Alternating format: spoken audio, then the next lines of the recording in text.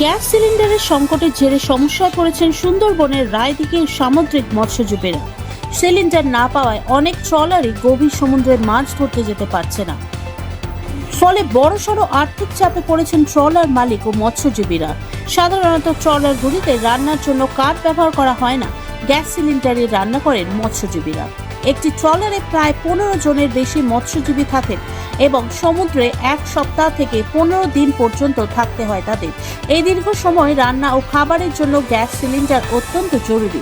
Cylinder না মেলায় অনেক জায়গায় মৎস্যজীবীদের বসিয়ে বসিয়ে খাওয়াতে হচ্ছে এবং প্রতিদিন 700 থেকে 800 টাকা করে মজুরি দিতে হচ্ছে বলে জানিয়েছেন ট্রলার মালিকরা।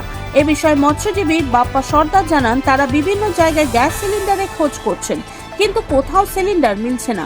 এদিকে ব্যান পিরিয়ড শুরু হওয়ার আগেই এখনো 2টি ট্রিপের মাছ ধরা বাকি রয়ে গেছে, অর্থাৎ আরো প্রায় 1 মাস মাছ ধরা চলবে। এই পরিস্থিতিতে সমুদ্রে যাওয়ার প্রস্তুতির মাঝেই নতুন এই সিলিন্ডার সংকট মৎস্যজীবীদের কপালে চিন্তার ভাঁজ ফেলেছে।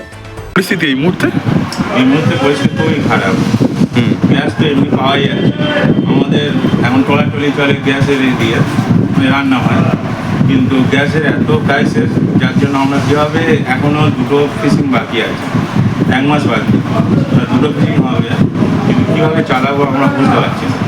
কটা করে গ্যাস লাগে এমনি? আমাদের এমনিতে 2টো করে গ্যাস লাগবে। সেটা তো 15 জন করে তো খাওয়া দাওয়ার ব্যাপার আছে, 3 বেলা খাওয়া, তাদের তো 2টো গ্যাস লাগে। আর এমনি তোমার ফিশিং এখন 10-15 দিন করে ফিশিং হচ্ছে। কি নাম আপনার? আমার নাম বাপ্পা সরকার।